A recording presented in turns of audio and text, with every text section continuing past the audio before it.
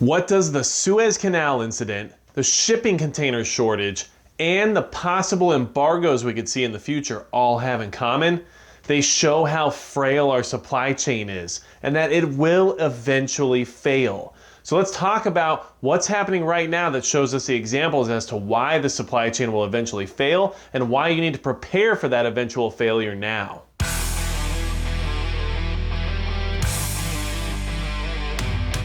Hey everybody, it's Magic Prepper, and today we're talking about all the different incidents happening right now that should show you that the supply chain is extremely frail, and we know it will eventually fail. It's not something that we just talk about as a possibility. It's actually an inevitability. With everything going on in the world right now, you should be able to see ahead and think, man, if one little thing happens, the supply chain just immediately falls apart. And it's looking more and more likely that those little things are going to eventually happen. So if you're preparing for the supply chain to fail and you want to become more self-reliant and not have to worry about what's going on with the supply chain, then hit the subscribe button below so that way we can become more self-reliant together and keep our eyes out for what's happening around the world, especially in regards to events like what's going on right now. So the Suez Canal incident, where the cargo ship has basically closed off the entire shipping lane through the Suez Canal, which connects the Mediterranean Sea and the Red Sea. It's one of the largest areas of shipping in the entire world. Almost 12% of the entire world's trade travels through the Suez Canal. And every day that that cargo ship, the Evergreen or Ever whatever, that's blocking that lane is there, we're losing $10 billion in trade. That's a lot of money that's being lost daily just because of one cargo ship that's clogging the canal, okay?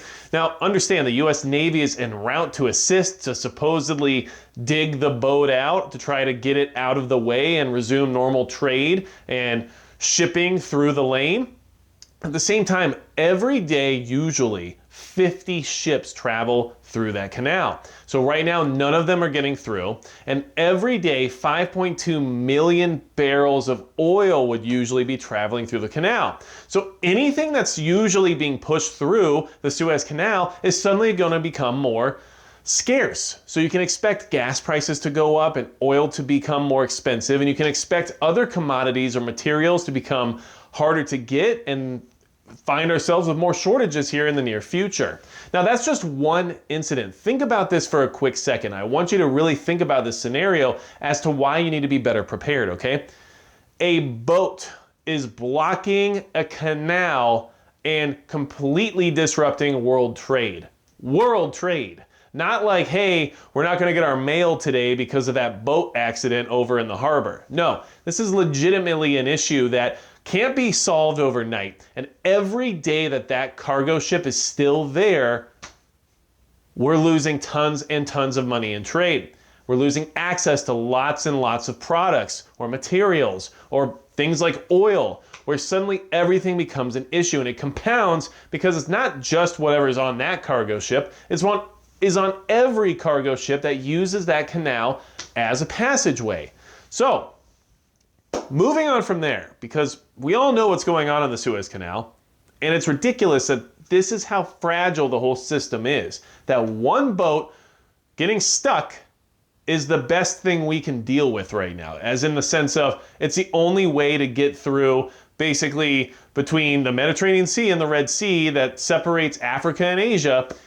That's the only way through, and one boat going sideways ruins the whole thing. It's as if there was no plan in place ever, which we're finding out is usually the case in most of these situations. Now, the other thing we're watching happening right now is the shipping container shortage, okay? So there's been a shipping container shortage for months now, okay? Back in 2020, during everything that was going on, there was just tons and tons of containers sitting empty at ports because things were stopped. Everything was stalled due to the pandemic. And now the demand has outpaced the supply of shipping containers, and the ability for countries like the US to return the empty containers back to countries like China is impeded. So therefore, trade in that route is basically slowed down as well. And we're going to see shortages just because of the fact that we don't even have the boxes to put the material or the cargo in that we need to transport to get to the next country. And now we're even getting news reports that there's probably going to be another toilet paper shortage,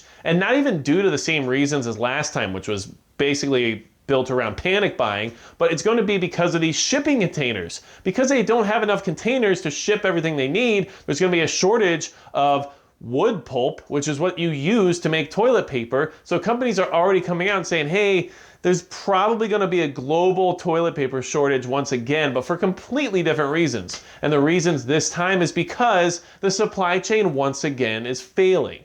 The supply chain is extremely fragile. It's not something that we should ever rely on, and it is completely relied on by most of the world at this point. Any modern society is basically waiting every day for that supply chain to deliver everything that brings those people life, okay? And that's you, that's me, that's everybody around the world that basically relies on things like the grocery store. And the grocery store, yes, is part of the supply chain. And the supply chain is showing its weaknesses now. And it's extremely weak. Now, there's a lot of reasons as to why the shipping container shortage is happening, right? But it doesn't matter. The whole concept here that we need to consider and look into is the fact that it's this easy for things to fall apart. It's ridiculous. Think about it. This is basic situations of supply and demand. And yet, we can't even keep up with building the boxes that we need to ship things in order to get them where they need to go. This is how fragile the system is. So, moving on from there, keep this in mind. Things are escalating around the world. We keep talking about that because it's just obvious at this point. But if there's ever an escalation, and if there's ever some kind of a hot conflict, you can expect there to be some kind of an embargo, aka almost siege warfare in the modern times, to occur, and then imagine how easy it is for these countries to cut off supplies to other countries. If all it takes is one boat to block a canal, to ruin 10 to 12% of world trade for days at a time, imagine if a country purposely wanted to stop trade from happening to another country. Now, embargoes are a common situation when it comes to any kind of a wartime scenario. And you can go back to the oil embargo of 1973 during the Arabian-Israeli War, where the OPEC countries got together and put an embargo against the United States because of our support of Israel. Now, during that time, of course, we were heavily reliant on foreign energy, and suddenly that reliance came back to bite us. And next thing you knew, there was lines at the gas stations and Americans were waiting for hours just to get fuel for their vehicles. We could easily see something like that happening again.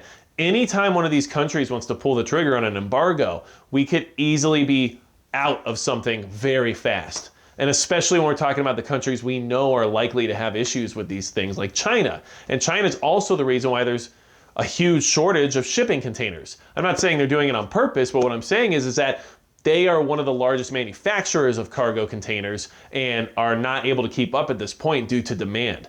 So imagine if they just said, never mind, we're going to stop making them. There's no more shipping containers. Have a good time. Or imagine if another country just decided to stop trading with us in the sense of energy. Suddenly we need to be very self-sufficient in terms of energy. And are we able to be? Possibly not under this new administration who seems hell-bent on getting rid of things like the Keystone Pipeline.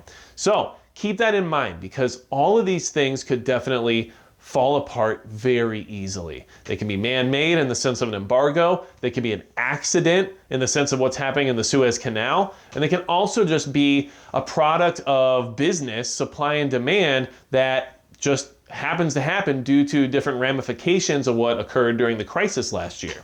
So all these things, all these examples are just to remind you that this supply chain situation is extremely fragile and it will eventually fail. It will not be perfect. It will not be able to keep up for all of time. One day it's not going to be able to make it happen. And that is when things are going to start to fall apart very quickly. And that's why we need to remove our reliance away from that supply chain and start being more reliant on ourselves. And that's the whole point of prepping and being prepared, is that the supply chain is a second thought. If today the grocery stores close their doors, you should be okay for some time because you prepared ahead, and that's exactly what we all need to do. So I wanted to bring this to your attention. Of course, there's tons of information out there revolving around the Suez Canal. There's tons of information out there revolving around the shipping container shortages. Do your research, look into it, and start really contemplating how these things are kind of coming together to show you that the supply chain is extremely, extremely fragile, and it's going to fall apart at some point, okay? So thank you so much for listening. If you have anything else to add, leave it in the comments below. We need to chat down there. We need to keep communicating, and all of you bring great information to every single video that posts here on this channel, and I do appreciate you bringing it to my attention, as well as to the attention of everyone else in the community. So thank you for that. So without anything else to say about all these things that are going on that will show you eventually that this supply chain will fail, that's gonna be it for Magic Prepper.